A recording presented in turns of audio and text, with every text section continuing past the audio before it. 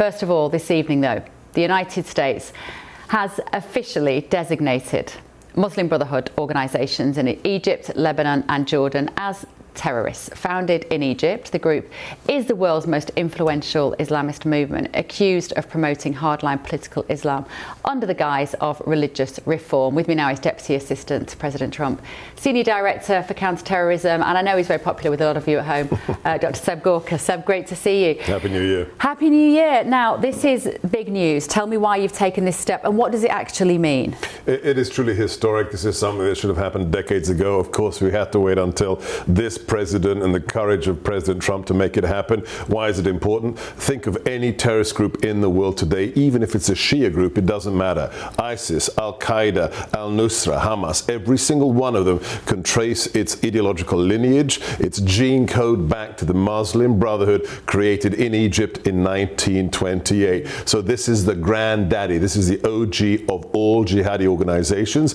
We tried to do this in the first Trump administration. The resistance from the deep state was horrific. Back then we were thinking of designating the whole global entity. This time we realized we're going to do it chapter by chapter, slice by slice, starting with the most important one, Egypt, but then also Jordan, Lebanon, crucial with regards to Hezbollah. And let me be very clear to all the naysayers and those who don't understand what the president is doing, what Marco, what Scott Bessent are doing.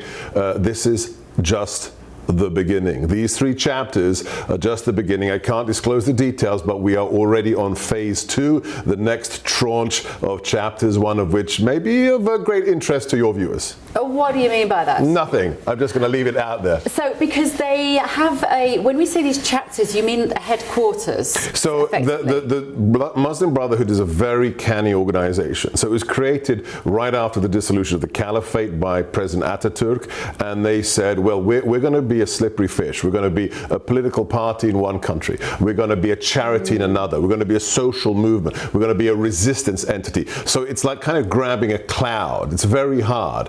As a result, what we're doing is taking them piece by piece, national chapter by national chapter, and we're using the real evidence from the Treasury, Scott Bessent's team, from the intelligence community, from the Department of Justice. This entity has tried to kill Americans, has undermined U.S. national interests. You are now a foreign terrorist organization. If anyone gives them $5, they've committed a felony, material support to terrorism, and they can go to prison. It opens a whole panoply of tools we can use against the grand pappy of all jihadi organizations. Hello, I'm Bev Turner. Now, it can feel like the money in our bank accounts at the moment does not keep up with the cost of living, and maybe there's a solution. I'm here today with the CEO of TallyMoney, Cameron Parry. Cameron, what is TallyMoney? Well, Bev, with TallyMoney, you get a current account and a debit card, but instead of pounds, you use milligrams of gold as your everyday money. So why gold? Gold traditionally is a great store of value. It has, on average, gone up at over 11% per annum for the last 25 years against the pound. It's tripled in value in the last decade. And in the last 2 years alone, it's increased by 50% against the pound. Banks' savings products just can't compete with that level of growth.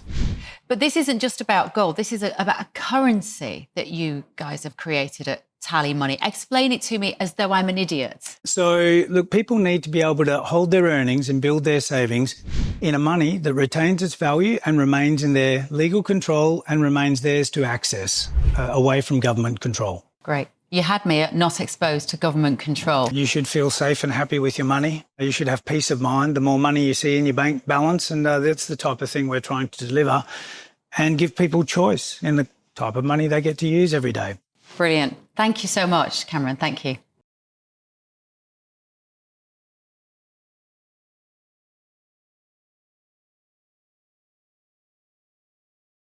Are you also doing favours to other countries when you do this? Oh, hugely. What presence do they have in the UK?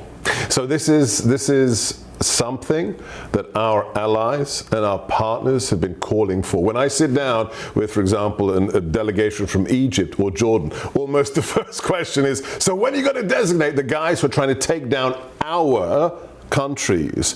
And then when you look at what the president has said about Europe, if you read the national security strategy he signed just 5 weeks ago about the civilizational challenges inside Europe, unfettered immigration, the insertion of Sharia-compliant demands across various populaces. Yeah, this isn't just about making America safe, it's about America first, but it's about Western civilization. Remember, these people, the jihadists, the Islamists, they want you dead or they want you enslaved. It is that simple. Let's talk about Iran. Yeah.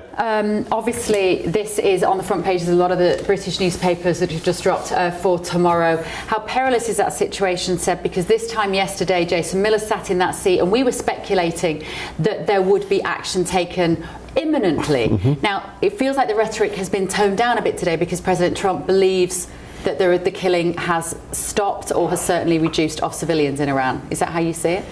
The president is the commander-in-chief. He has been very, very clear that the killing has to stop. I tell everyone in government, whenever I have a meeting, when I chair something to do with counterterrorism, I tell my partners, allies I have bilateral meetings with, do you want to know what America's going to do? Listen to the president. He's very explicit in that letter that we can now talk about that he sent to the supreme leader of this theocratic, fascistic regime in Tehran a few months ago. He was very clear. He said, we will not permit you to get nuclear weapons. We will not permit you to continue building missiles. And lastly, we will not permit you to fund proxy terrorist organizations. We have not changed in our intent. And if you look at what he did with the historic Operation Midnight Hammer, I was in the White House in the situation when that happened. You couldn't send a clearer message to the fascistic theocrats in Tehran that President Trump means business, Bev. Britain has closed the Tehran embassy. That seems to give us a signal that they think this is going to escalate. Iran's airspace has been closed to most flights from about a couple of hours ago or so. What can we read into that, Seb?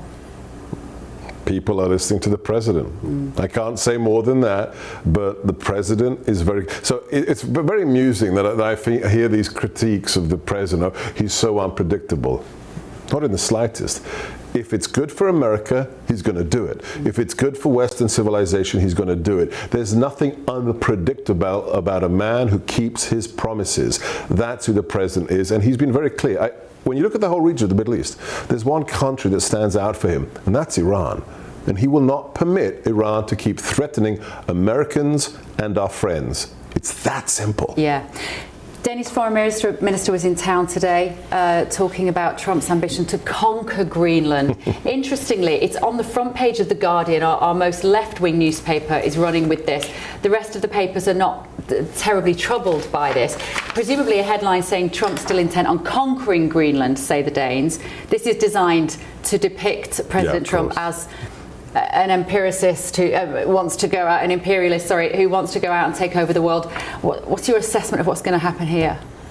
Look, the meeting went very well. I talked to one of my colleagues who was in that meeting. It went very, very well. I tell all of you, your viewers, everyone out there who wants to understand, I'm old school, okay? Get a map, or better, get a globe. I've got one of those old, schoolhouse globes in my skiff in my office in the White House. Look at where this country is. Look at its position. Whose hemisphere is it in?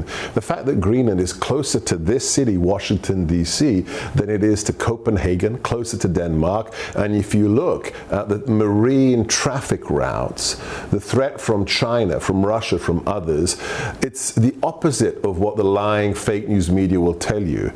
Our Greenland policy will make NATO stronger and safer. It will protect the West and the United States, not what they're telling you that this is the end of NATO. This is how to make NATO stronger than it has ever been. And let me say once again, those talks today went very well, Bev. And next steps, do we know? The discussions continue, that's all I can say. But when you have Vice President Vance and my boss, the National Security Advisor, the Secretary of State, when you have Marco Rubio in the room, you can expect those talks to go very well. Yeah, that's a very strong team. Seb Gorka, so good to see you. Thank you. God bless, thank you. Thank you so much for coming in.